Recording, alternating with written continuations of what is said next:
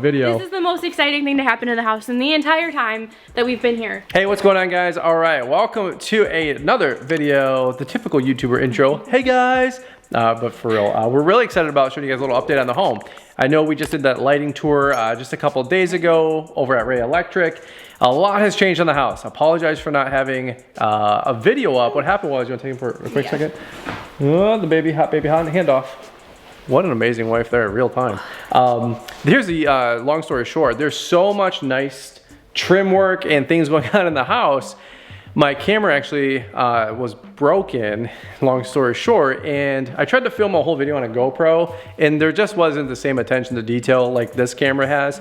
So I was like, well, if people really care and really do want to see the trim work and see the updates on the house, I didn't think it was justified shooting it on a GoPro in low light. So any which way, sorry for the delay in videos, way more to come. Since then, it's been about a month. What has been happening so far, babes? I don't even remember what these guys have seen and what they haven't seen. Stuff changes like every day here. So did they see the I don't think they've seen any of the trim, like literally any of the trim. None of it? It's been like a month, maybe a little bit. Let's start at like family entry then. All right, take it from the top. I think we saw some of the rough trim, but. Okay. So did they see the built-ins? They saw the built-ins a little bit. So you guys saw this.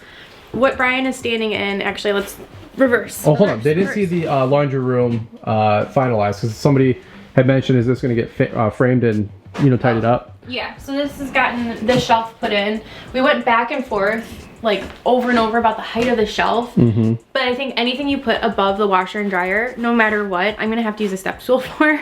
So we chose the aesthetic route of like kind of where to place it looked best visually. Because then there's also something we took into account was a bar that goes underneath it for hanging clothes to dry and stuff like that. So we wanted space enough for the clothes to hang down, and then up here will be either just decorative or stuff that we don't need to reach every day. I'm honestly gonna be carrying around a step stool throughout this entire house anyway, because look at how tall these cabinets are. Like, I can't reach any of this anyway. So, but this is one room that I am very unexpectedly excited about. It's beautiful. Is the laundry room. I had a little bit more fun with the cabinet color in here because it didn't feel as serious or as high pressure, I guess, as like the kitchen or something. It's a closed door too. And I am obsessed with the color. It's like a robin's egg blue, like powdery blue kind of. It's not super vivid. It's definitely calming, like relaxing color. I'm doing gingham on the ceiling, and the trim work in this room will also be this color. There you go. I'm pumped. I'm so excited. Just a quick little slide to your right, Liz, just so we can help people maybe if they're debating this. Here is the washer and dryer, the washer height. Here's with the lid open. And then to hang something, 36 from top of dryer is what that scratch on the wall says. So like Liz said, that pole that's gonna go across, we'll be able to hang on that side with the dryer without anything being impeded. Yeah. Okay, so another thing that I talked to Gary about today was there's this really awesome detail. If you guys follow me on Instagram, I think I've shown it a million times, on the, I don't know, like hallway, like the detailed, I don't know what this is called. It's bigger than like a case opening, but this really fun entry point of putting some more detail work just in this spot because it's just so big. Yep. And the way that it's finished right now isn't bad at all. Like, you could paint it and look perfectly fine, but just another extra little layer of details will be going right there. And then in the kitchen, this was also, like, it's interesting when you build a house because I feel like it starts to take on a life of its own, where there's things on paper that we're like, okay, I'm gonna do shiplap this entire length of the ceiling, and then I look at the ceiling, I'm like, this is huge. There's no way that I'm gonna shiplap this entire thing. It'll cost me an arm and a leg. And like, that's just a lot of vertical, you know, light enough sight in already a very long space. So we did this, I don't even know what to call it, like detail. Yeah, it looks absolutely beautiful. It's huge. I don't know if it's showing up on camera like as big as it is in person, but it's cased in with crown on both sides, and then it has shiplap, so I still get some of that look and feel without having to do the entire room, and then adding another point of like interest in the room and separating. There you go. The handoff. Separating this kitchen cooking area from the family dining, or what for a little while will be the kids play area. So kind of, you know, making a distinction between the spaces. Makes sense. Makes sense. It looks absolutely beautiful. That was a suggestion from Gary. Yeah. And we're really glad that we took him up on that. I love it. One thing I'm questioning now, we've gone back and forth on it. I don't think it's something we'll do right now. Maybe, I don't know, but adding another layer of back band around some of these cased openings just to thicken them up a bit. We'll have to see if there's anything left in the budget, honestly. Then the ceiling in here, I could die. It is, they really haven't seen this even. I'm not sure if they saw this, but holy cow, it's worth looking at it again. If they did, I don't think they've seen it finished. Wow. We coffered the ceilings, coffered ceiling, whatever, and then put crown in it.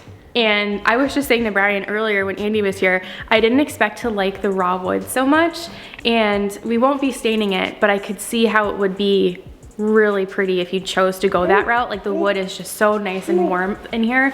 I'm considering honestly staining above the kitchen island because I think we can do it there to match the island itself, because that will stay white oak. So it'll kind of balance that wood element and add some warmth back in, because we did do white cabinets. So, but this ceiling I am thrilled with. And then the book, or the built-ins, like so stinking cute. Let me take you guys over this way. Can you navigate this way? Yeah, you're good. So originally on our plans, even when we were sitting down and doing cabinets, we thought we would do like from the fireplace to the wall on either side built-ins. And then we got in the space and we're like, it is way too big. Like that would just be kind of wasted cabinetry, huge expense, and then also very, very heavy in the room. So we decided to go with like a 2/3, 1/3, kind of to break it up. We have 3 cabinets here on the bottom that'll be getting shelves in there. And then these will have shelves as well. One thing I talked with Ryan about too was making it so that we have a little bit of a deeper set back shelf here, so that you get another point of interest in bringing like it forward, you know, just a little bit more depth than just flat shelves, if that makes sense. I don't really have like the designer vocabulary, obviously, so I hope you guys are understanding what I'm talking about.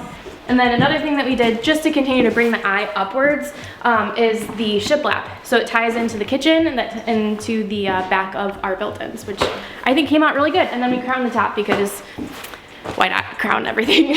Okay, so the other thing I wanted to touch on too is our fireplace mantle. We were going back and forth. I have a very specific picture, like an inspo photo that I can give to you to share in this video, I guess, Brian. And my one concern with this is we have to leave a certain amount of stone around the fireplace to be in code, like heat and safety wise in Michigan. And I don't know what these are called, corbels maybe, but I wanted this really pretty like swoop-de-loop, very professional terminology here, and I'm seeing these here. I forgot to ask, and I'm like hoping that this isn't, I don't know what it'll look like. We're hoping they're twice the size. Yeah, a little bit thicker. So I guess we'll see. Maybe they put it together to get kind of like, I think a trial run maybe, I don't know, but I guess I will update you guys with that when it actually gets done. But just wanted to touch on that really quickly. Okay, all right, so I guess let's do the dining room, because that is so beautiful and new. So this is our dining room, and I know a lot of people are doing away with dining rooms. To me, it was really important to have a touchstone space in the house where we sit down together every single night. I grew up eating dinner together almost every night. It's like I'm gonna die on this hill. Die on this hill. You probably will, because I think we're gonna eat here once a week when we start. And then once a month, and then Brian Christmas and Easter. I know we'll eat at the kitchen island for a while, but especially when the kids are so little and like they can't be up at those tall bar stool height, whatever. So in here I wanted to make really, really pretty. It's really nice, light and airy, but I wanted some sort of detail to kind of, you know, set it apart from the rest of the house. And this is the only place so far in the house where we've done wainscoting, I don't know how to say this. Yeah. And originally we had it down low, so it was like a 2/3 or 1/3, 2/3, and did not like the look of it at all. Right. And so what we ended up doing is, you can see we raised it up, so it's almost 50-50 at this 54 point. Inches if I'm not mistaken. Okay, and then added the crown to the ceiling here as well. And I love how it looks. The smaller, more rectangle boxes makes the room feel a lot taller and just more grand. Yeah, I really like how it turned out. I think I'm gonna end up doing wallpaper in this room. I'm kind of questioning, do I do, or maybe I'll do both, wallpaper in here, but I also really like the perspective of having wallpaper on the butler's pantry, like walk-through area from the kitchen to the dining room, and the view that that could give. So I might do like a big print, small print, I don't know. Figuring it out as we go, kind of, but I am obsessed with how this turned out. I think it looks so good. Okay, so we are gonna move to the basement quickly, but while we're walking past, I wanted to show you guys our newel post, I think is what the name of this is, for the fireplace, or the fireplace. The staircase, leave me alone. It's been a snowy couple days. So these things came in and they're huge. And at first we were kind of like, are they too big? Are they too small? We love them. It won't be this tall. It'll get cut down to like the proper height for the staircase, but they came in a lot like chunkier than we thought. But I honestly really, really like it. The staircase is a huge focal point in our house. It's very unique. You know, I don't really know if I've ever been in a home with the open switchback staircase. I don't think I have. We've been on so many home tours and I don't think I've ever really seen it. I know it's obviously popular, but I just, not mad about those at all. Yeah. I'm in love. And then Brian's built-ins are fully in right now. The last thing that has to get done in this room is the trim detail on his wall, and then also hiding that door. So let's go to the basement. We just did a walkthrough with Gary today and kind of laid out and mapped out what we're doing down there. Okay, so this is what I'm talking about with those chunky newel posts. We went back and forth on the placement of them a lot because they, like I said, they are so big. We're gonna end up doing 2 here, so 1 on each corner of the step. And then our staircase, this is again, my designer, very expert terminology, has a lot of swoopties.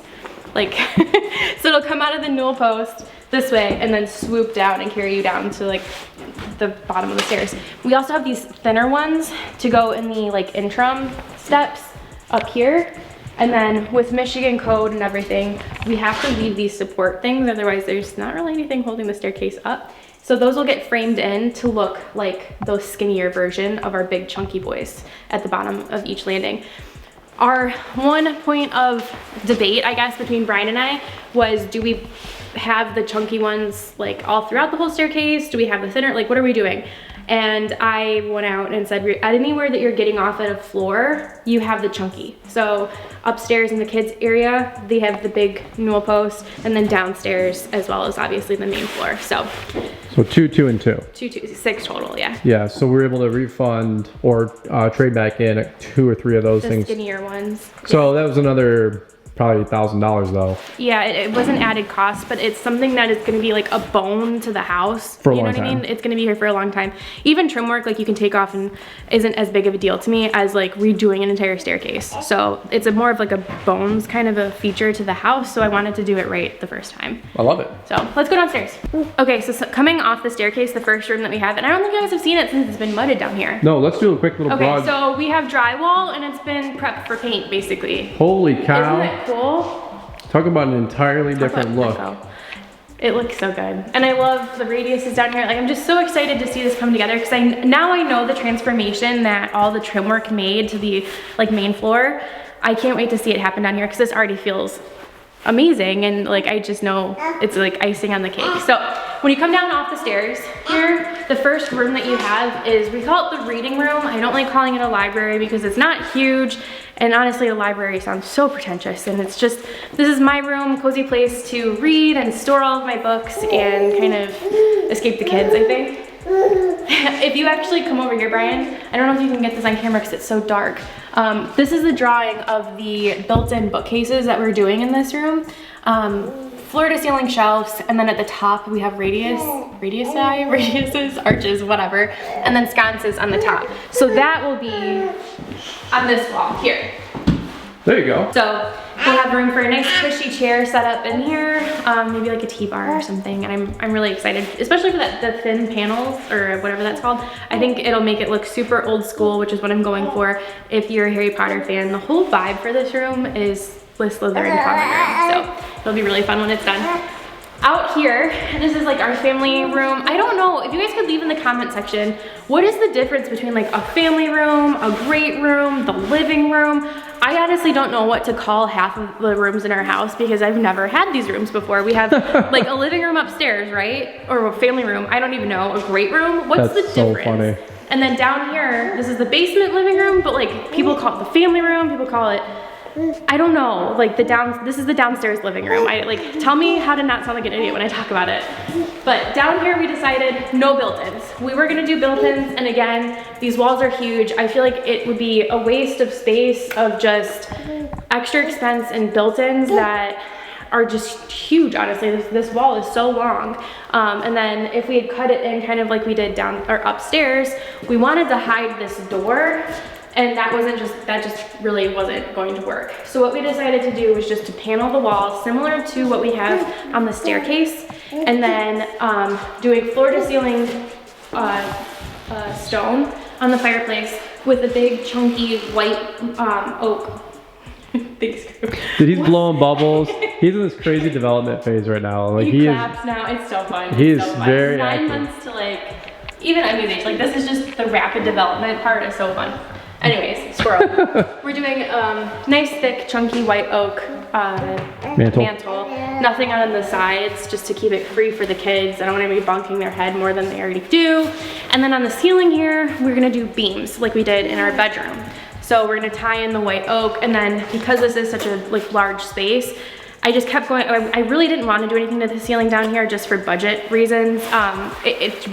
We've done a lot of extras on this house, and you know, I was trying to rein it in, but it's such a big open room. It just needed something, and so Andy actually I think suggested it, or no, it was Shelby. Make the beams. To do the beams, and I was like, that's a great idea. Not that those are the cheapest thing, but I think it'll really help define and break up the space, add a little bit of character, because you guys know I'm always talking about character. That was one of my fears with building a new home, was I didn't want like a box. I didn't want a lack of character in this house. So that's what we're doing in this room. So I know you guys probably know what a lot of these rooms kind of already look like, but one of the other areas that they were super excited about was the under the stairs playhouse for the kids. It was really fun to see like our grown men, like carpenters, get like pumped to do this little kid's house, and Everett was kind of like throwing around ideas to make it as cool as it possibly could be, because it's such a fun thing, I think. In the bedroom down there, we're not really doing anything crazy. That'll be a guest bed that eventually turns into a kid's bedroom anyway, but not for, gosh, several years. So I didn't really want to touch that a whole lot. And then the gym, that's getting crowned because we're putting rope lighting in it. That'll be cool. It'll be really cool, but not really anything to show you right now. But the Brian's Hall of Fame is pretty cool. We have a drawing on the wall, don't we? We did. We sketched a couple things. I don't think a final drawing. We talked at the end. Okay. Paint the dream though. Basically, we're gonna do shiplap on the ceiling, but we're gonna stain it to match the beams in this room. And then we're gonna do the same paneling that is on this wall, reflected in a smaller capacity on these walls. And this is where Brian's gonna hang all of his like memento type stuff from YouTube. His play button, his you know, the poem from LAL or the speech from LAL, all that kind of stuff is gonna actually have a place to live, because right now all that stuff is in a box, and you'll actually be able to pass through it on your way to the studio every day, which I think is really cool. This is probably one of my favorite features in the entire basement. He is just living the dream, bro. He is wild the last month. He is. He's crawling and he's pulling up and he's trying to walk, and I don't think he's physically ready to walk yet because he's just like throwing himself around, but he keeps trying, so it's fine. I'm gonna put some helmet on you with some bubble wrap, I think. Just like his father. That being said, we don't want to do a super lengthy tour here. We actually got to get running ourselves, but this whole downstairs area, it's really coming together. The drywall definitely has definition.